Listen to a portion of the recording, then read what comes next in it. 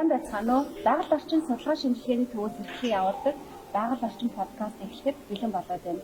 Манай өнөөдрийн зочноор Монгол Улсын их сургуулийн инженер технологийн сургуулийн захирал Санамд Ав аарын бохирдлын асуудлаар ярилцахаар хүрэлцэн ирлээ.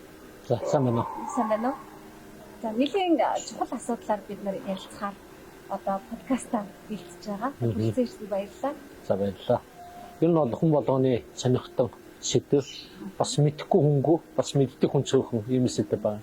Хамгийн их одоо толгойн өвчин болж байгаа сэдв байгаа тийм. За 2005 оноос эхлээд одоо Монгол Улсын их сургууль маань Улаанбаатарын агаарын бохирдлын судалгаанууд хийгдэж эхэлсэн. За тухайн үед агаарын бохирдол маш их байна гэж ер нь дүгнэлтүүд одоо юунууд судалгаанууд гарч ирсэн. Яг одооныхтай харьцуулахад бол ер нь харьцангуй бага байсан баг тийм. Энэ талаар одоо мэдээлэлээр хэлцэх гэх юм. За ер нь агаарын чандын индексээр одоо хэвийн цэвэр бага бохирдолтой их бохирдолтой маш их бохирдолтой гэсэн юм ангиллууд байдаг. За одоо судалгааны ажил миний хувьд эхэлж байгаа үе те 2005-6 онд бол ялангуяа өглөө оройн одоо өндөр галлагааны үеэр бохирдол ихтэй цагаар бол маш их бохирдолтой ангиллууд байсан. Одоо ч тэр ангилалтай байна. Юу гэхээр ангиллал бол өөрчлөгдөх нь бол цагаар өөрчлөгддөг, өдрөөр өөрчлөгддөг, жилээр удирлаас шалтгаалдаг. Тогтвортой зүйл биш л дээ. Маш тогтворгүй байнгын өөрчлөгдөж гэхдээ зүй тогтолтой. Өвөл одоо хөтрээд ирэхээр агаарын бохирдол ихсдэг. Энэ нь болохоор гэр оролтын болон бусад галлагаатай холбоотой. Тэгээд тэр нь тухайн өдөр дотроо ялангуяа өглөөний галлагааны үеэр богино хугацаанд бохирдол өсдөг. Дараа нь оройны галлагааны үеэр энд урт хугацаанд бохирдол өсдөг. Тэгэхээр энэ бохирдол бол одоо сүүлийн 20 жил бол маш их бохирдолтой ангилд бол байсаар л байна. Эндээс одоо ангил өөрчлөгдсөн гэвэл зөвхөн нөгөө цагуудаараа л өөрчлөгддөг гэсэн үг. За яагаад вэ гэхээр маш их бохирдолтой ангил гэдэг нь үгдээ одоо агаарын чанарын стандартаас нэг 4 дахин их гарах ч юм уу те энэ үеийг хэлж байгаа. 2004-5 оны үед бол одоо бас л одоо 4-5 батгаа тэрнээс дээш дахин их бохирдолтой үе байсан. Одоо ч хэвээрээ байгаа байхгүй. Тодорхой хэмжээний өсөлт бууралт байгаа боловч тэр нь энэс доошоо орж бохирдлын хэмжээ буураагүй гэсэн үг. Ер нь яг нэг тодорхой цагуудад агаарын бохирдол их байсан гэж ярьсан тийм.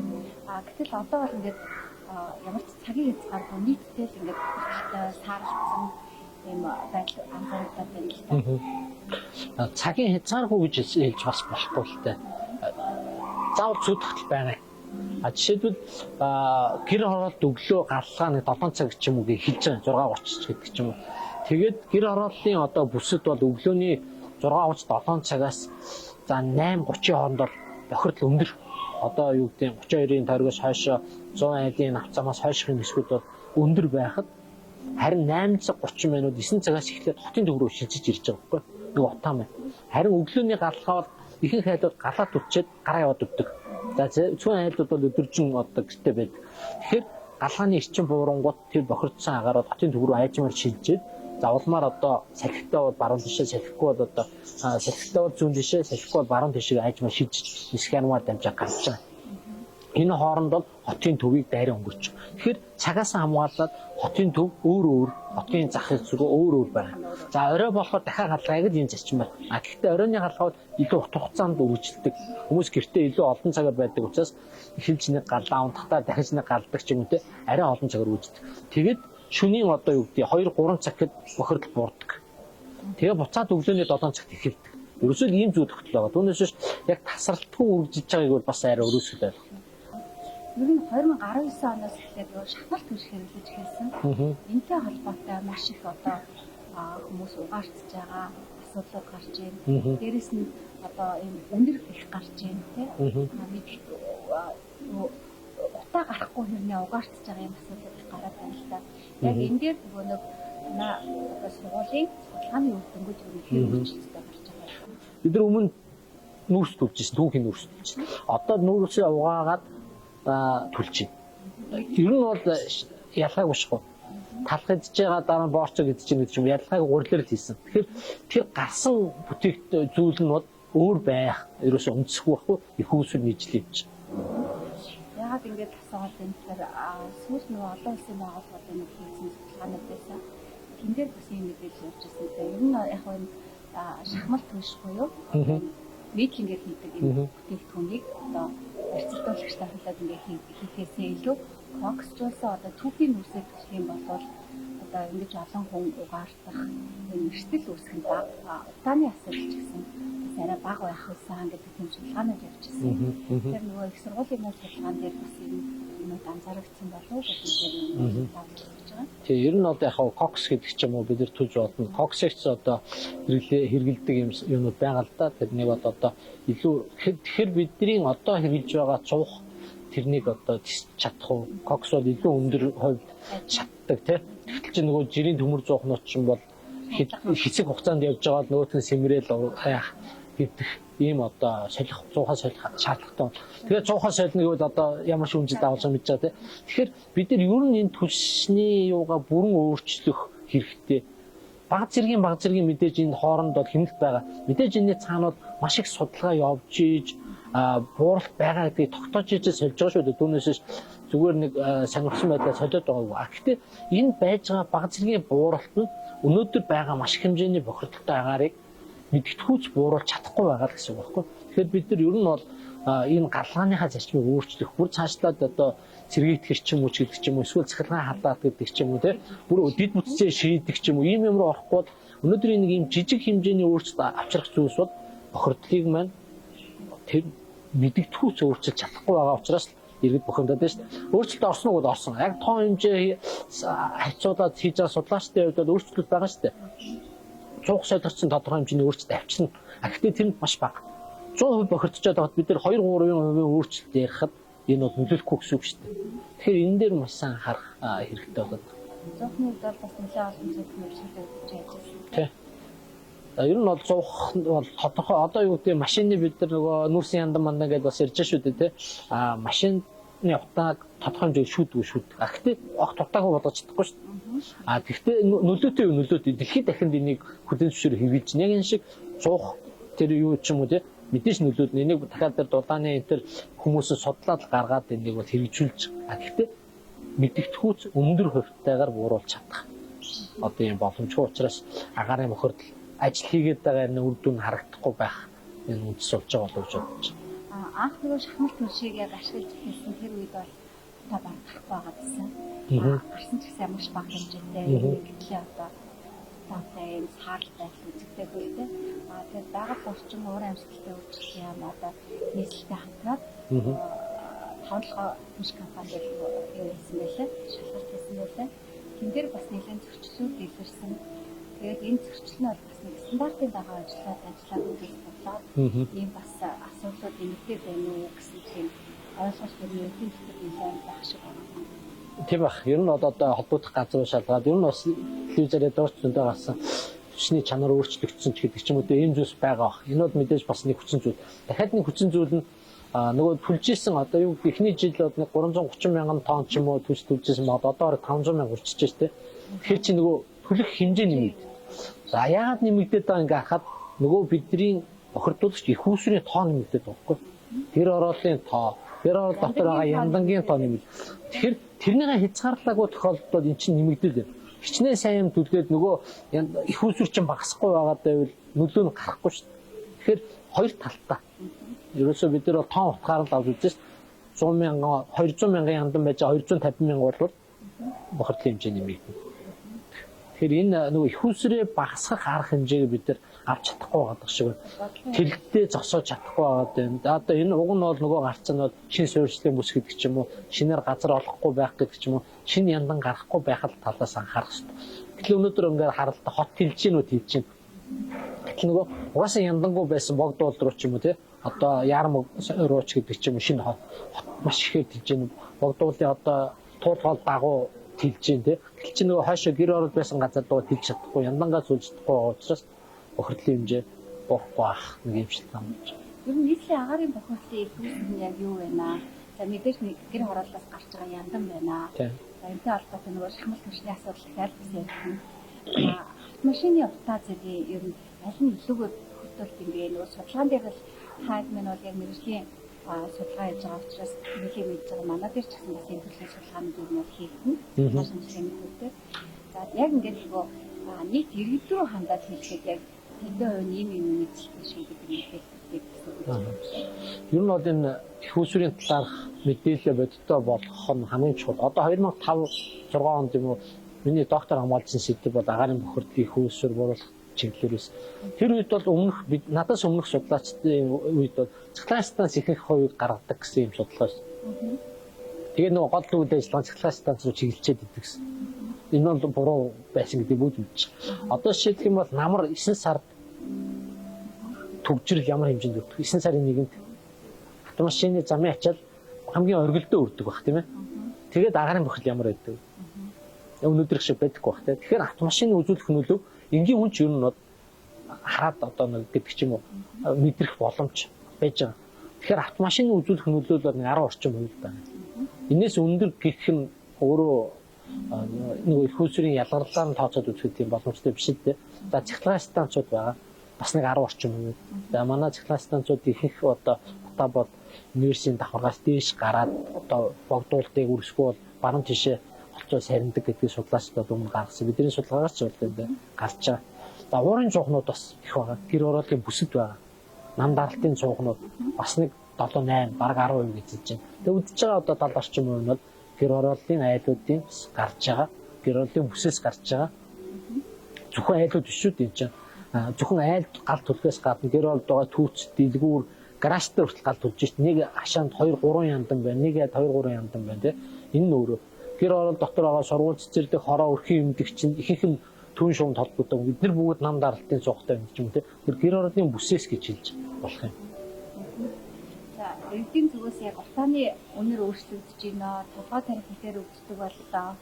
Маш их ядардаг боллоо. Ханаа томоо их хүрдэг боллоо. Энэ ер нь агаарын бохирдолтой холбоотой. Энийг одоо бодисуудтай холбоотой гэж их ярьж байна л да. Та бүхний хийгдсэн судалгаан дээр ер нь энэ зүйлсүүд ер нь хэрэгжиж байна. Ер нь бол бохирдол бол хоригдлогддог. Хүний биед одоо хүн бол одоо бохирдол аваад байх юм бол бие нь одоо нэг өвдөх юм бол сайжрахгүй бол улам өвдөд байдаг шиг. Ер нь яг л агаарын бохирдлоос шалтгаалсан өвчтөл бол жилээс жил нэмэгдэх нь аргагүй. Яа тэгэхээр бохирдолтой орчинд бохирдолтой агараа амьсгалаад байхаар эхний жил бол гайгүй төсөвдөг ч юм уу те 2 3 4 5 10 жил 15 жил болоход өвчтөл нэмэгдэн те. Тэгэхээр яг тухайн жил нэмэгдэн гэхээс илүү урт удаан хугацаанд тэр орчинд байгаас болж нэгдүгürt бол бохирдол өвчлөлөд нэмэгдэх нэг үндслэлтэй. Дээр нь Улаанбаатар хотод өвдгийн 5 жилийн өмнө 1 сая 200 мянга байсан бол одоо сая 500 мянга өвдтэй. Тийм ээ. Тэгэхээр эмнэлгээр үйлчлүүлэх хүний тоо нэмэгдэн, тийм ээ. Тэгэхээр би юу гэж хэлэх гээд байна вэ гэхээр бохирдол яг энэ жил үүссэн нодон нэмэгдсэн гэвэл энэ шиг хотлоо юм байхгүй. 10 жилийн өмнө ч ийм байсан. 15 жилийн өмнө ч ийм байсан. Тэр үед өвчлөл байсан уу байсан. Харин нөгөө бохирдлоос авж байгаа хүмүүсийн одоо бохирдлын хоригдлол хувь хүн дээр ирж байгаа нэг бохирдлын ачаал гэдэг ч юм те эдгээр нэмэгдэж байгаа. Энэ нийт хүний тоо нэмэгдэж байгаа учраас тэнийг тоогоор илэрхийлэх юм бол нэмэгдэж байгаа гэж хэлж байна. Агаарын бохирлыг бүрдүүлэгчдээс PM2.5, PM10 тооцоолол хамгийн хортой байдаг. Хүний эрүүл мэндэд шууд нөлөөлдөг гэж ярьдаг үстэй тийм. Тооцооллын хэмжээ ер нь хэдэн хувиар нэмэгдсэн юм бол та яаж судалгаа. За бидний хэмжиж байгаа хэмжээсэлт бол болцоод PM2.5 руу чиглэж байгаа. Одоо миний сайн яасан зүйлс бүгд PM2.5. Тэр дотроо бид нар сүүлийн одоо 3 жил PM1-ийг, PM10-ыг, PM2.5, 4-ийг гэдэг нь харьцуулж үзэж байгаа. Одоо өглөө оройны өсөлт чинь дандаа л тоосон цар байгаа шүү. Харамсалтай нь одоо юу гэдэг өвөл одоо агаарын бохирдол яг их болох үед нийт агартайгаа нийт тоосон цар 100% гэж үзэхэд бараг 70% нь PM1 баг. 2.5 бол 1. Маш нарийн ширхэгтэй тоосон цар агаарын бохирдуулаад байгаа байхгүй. Харин хавар намрын үйлдвэрлэлд бол нийт тоосон цар одоо гарч байгаа бохирдлыг 100 өгөхөд 20 орчим хувь нь PM2.5 ихэнх том тоосон цар. Тэрийг өгөхөөр нөгөө нэг салхиар газрын хөрснөөс ч юм уу үүдэлтэй бохирдлууд байгаа шүү дээ. Өвөл болохоор шаталтаас үүдэлтэй автомашины гэр ороолын нүүрсний шаталтаас үүдэлтэй бохирдлоо. Тэгэхээр энэ үхээр илүү нарийн ширхэгтэй тоосон цар бохирдол тусмаа эрүүл мэндэд илүү сөргөөнүүдэд нь бидний нөгөө PM2.5-ын маск энэ ч юм уу яг PM1-ийг шүүж чадахгүй нь шүү дээ. Илүү аюултай гэсэн үг. Ер нь өдрийн ямар цагт илүү тоосон цар илүү тэгдэг юм байна. За ер нь бол одоо үгдээ хотын төв хэсэг гэдэг аваад ч юм бол өглөө нэг 9 цагаас эхлээд бохирдлоо илүү өндөр түвшинд ирж байгаа. Тэгээд 10:30 11-гээ гайгүй болчихно. Гэр ороолд бол арай өмнө гэр ороолын бүсэр бол гадлаганд хамгийн ойрхон байгаа учраас 7 цагаас 9 цагийн хүртэл өндөр бохирдолтой. Тэгээд өдрийн нэг 13 цагаас 13:30 үеэс ч юм уу те орой нэг 17 цагийн хооронд бол бохирдол нь нэлээд доош болчих. Хэвийн за зарим тохиолдолд бүр цэвэр түвшинд хүрчихэж байгаа. Тэгэхээр магадгүй энэ үед бид нар нөгөө цонх салхиа онгоолох, гадуу гарах бол за яг энэ үеэр бол маскгүй явдаг ч юм те. Тогтмол масктай явах хүмүүс хэцүү шүү дээ те. Бүрэн амьсгалах за тэгээд одоо олон талын төвхтөө. Тэгэхээр ялангуяа энэ өглөө оройны өндөр бохирдолтой үед бол заавал одоо маск одоо зүүж хамгаалах, аль болох гарахгүй байх. За гарлаа гэхэд одоо те нөгөө цагуудад нь бол одоо маскгүй явж одоо болдог ч юм те. Ийм зүйлсийг бол бид нар нөгөө энэ судалгааны үндсэн дээр ирээд бас тийм ашиглаж болох юм.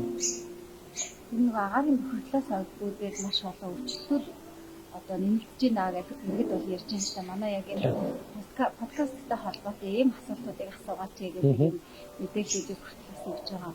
Яг ингээд хийгдсэн судалгаа байгаа юу? Бид нэр эрүүл мэндийн эрсдлийн судалгаа гэдээ хийж байгаа. За мөн эрүүл мэндийн чиглэлийн хүмүүстэй хамтарсан, за бусад гарны хүмүүстэй хамтарсан судалгаанууд хийж байгаа. Мэдээж амьсгалын замын өвчлөл бол хамгийн ихний асуудал. Цаашлаад урт удаан хугацаанд үргэлжлэлтэй шүү дээ. 1 жил, 2 жил, 3 жил гэдэг ч юм уу хэдэн өдрөөр гэхээр бохирдлын ачаалал гэдэг зүйлийг тооцдог байхгүй.